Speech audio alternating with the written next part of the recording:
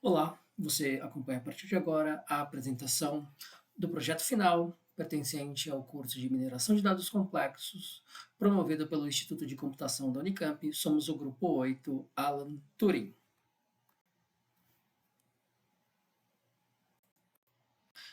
Iniciaremos sobre o nosso tema. O tema é análise de vendas do Walmart. A agenda que vamos percorrer durante essa apresentação será: iniciaremos pela abordagem do problema, depois o roadmap, faremos análise de dados, explicaremos a engenharia de característica, apresentaremos os modelos de baseline, depois os modelos de aprendizado de máquina, até a análise final sobre os resultados obtidos. Vamos entender um pouco mais sobre o problema. O problema consiste em estimar o número total de vendas em semanas contidas em um período futuro. A solução que será adotada utiliza técnicas de aprendizado de máquina com o emprego de análise de regressão para atender ao objetivo proposto. No conteúdo teórico do curso, esta parte pode ser encontrada dentro de aprendizagem de máquina, aprendizagem supervisionada. Vamos fazer a predição de uma variável contínua utilizando técnicas de regressão. E sobre o roadmap? Vamos entender. O roadmap ele consiste em iniciarmos pelo entendimento do negócio, avançarmos pelo entendimento dos dados, depois a construção desses dados para que eles sejam explorados nas fases seguintes, que seria a nossa preparação de dados, até chegarmos na criação dos modelos.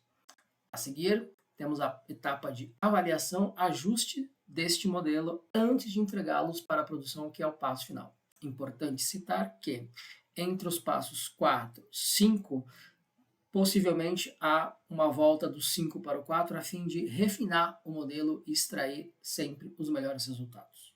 Okay? Avançando um pouco mais, chegamos no tópico de análise de dados.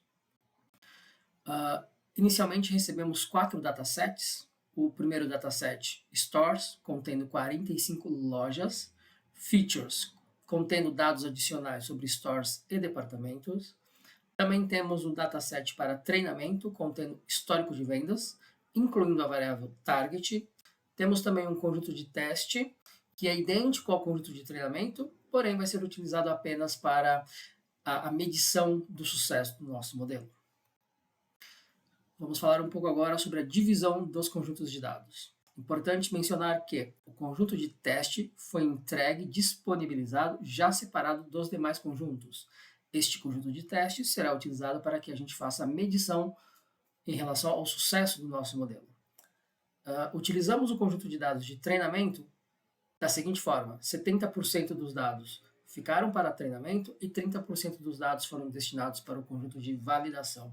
A principal função desse nosso conjunto é para a construção do modelo. Avançando um pouco mais sobre os nossos datasets. Sobre o conjunto de stores, como eu mencionei anteriormente, são 45 stores divididos em 3 tipos conforme suas capacidades físicas. Olhando o gráfico de box plot, é possível notar que todos os stores de tipo A são aqueles de maior capacidade. Expandindo um pouco mais essa relação, a gente percebe também, pelo gráfico de barras, que há uma concentração de vendas maior nas lojas de maior capacidade física. Ok? Próximo. Temos agora o conjunto de features. O dataset de features ele foi entregue com mais de 8.000 observações, distribuídos em 12 colunas. Entre as principais colunas, ou seja, características, podemos mencionar desemprego, temperatura, inflação e departamento. Pelo gráfico de barras, é possível notar uma certa semelhança em relação à quantidade de departamentos distribuídos pelos tipos de store.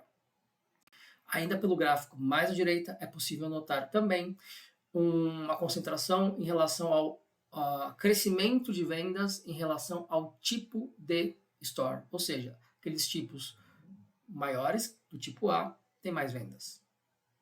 Avançando um pouco mais, chegamos aqui a uma comparação entre a feature de temperatura em relação a vendas.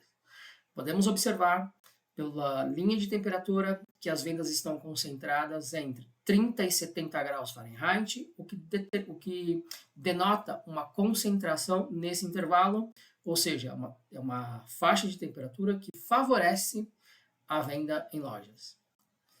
Com relação ao desemprego, é possível notar que para o percentual de desemprego, quando ele atinge 11%, ele consegue impactar negativamente em vendas. Avançando para o próximo, chegamos na comparação em relação à inflação.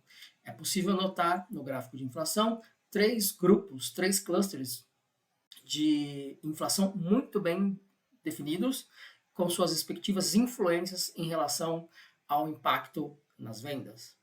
Com relação ao preço de combustível, para o preço compreendido entre 2,75 a 3,75, há uma estabilização e é a melhor faixa de vendas. Para preços acima de 4 dólares, por exemplo, a gente tem uma queda em relação ao percentual de vendas. Continuando, chegamos aqui na apresentação em relação à média de vendas por stores. No próximo slide, a gente consegue fazer uma comparação sobre o total de vendas para os dias em que é feriado e o dia que não é feriado, onde a gente consegue perceber uma superioridade em relação aos dias que são feriado. Avançando um pouco mais, é possível também ter uma boa noção em relação às vendas por departamento. Finalmente, chegamos a vendas por mês a cada ano, onde é possível perceber que há um incremento, um aumento de vendas para os meses 11 e 12, em contraposição ao mês 1, onde há uma queda de vendas em relação aos demais meses do ano. Avançando um pouco mais, chegamos ao tópico de engenharia de características, preparação dos dados. Nesta fase, é um bom ponto de partida estudar a matriz de correlação, a fim de identificar variáveis fortemente correlacionadas e também fracamente correlacionadas. Uma outra coisa muito importante, todo modelo de predição, ele obrigatoriamente necessita trabalhar somente com dados numéricos. Avançando um pouco mais, um quadro resumo de todas as atividades que fizemos nesta etapa do nosso trabalho. Recebemos individualmente todas as informações por data frames, posteriormente, unificamos essas informações através de um único data frame, através de uma operação de merge, fizemos transformação de variáveis categóricas em numéricas, avaliamos observações, fizemos atribuições de valor zero para dados desconhecidos, ampliamos a dimensionalidade através de derivação de campos novos, fizemos redução de dimensionalidades, entre outras coisas. Avançando um pouco mais, aqui está em código-fonte as nossas atividades de engenharia de features. E agora passamos à fase de apresentação de baseline, primeiras predições. Inicialmente, trabalhamos com modelos univariados de séries temporais, por exemplo, utilizando o AutoArima, e no AutoArima estabelecemos este primeiro gráfico, depois utilizamos o Holt Winters, onde tivemos este segundo gráfico, e para finalizar, utilizamos o Prophet, também onde os gráficos são bem conclusivos, principalmente em relação a final de ano, onde se percebe um aumento de vendas e no início do ano seguinte uma queda. Depois avançamos para a avaliação do baseline. Nessa primeira etapa, o AutoArima foi o que melhor desempenhou. Depois chegamos nos métodos de aprendizado de máquina. Aqui nós temos 4 métodos que foram utilizados. Fizemos o particionamento dos dados.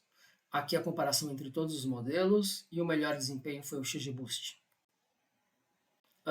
O XGBoost ele foi testado no conjunto de testes com essa definição de hiperparâmetros. Na sequência fizemos a criação de modelo. Depois fizemos o melhor modelo no conjunto de teste. Agora entramos na fase de aperfeiçoamento. Nesta fase fizemos inicialmente o merge de todos os dados disponíveis. Rodamos novamente o mapa de calor até encontrar as features que poderiam ser removidas.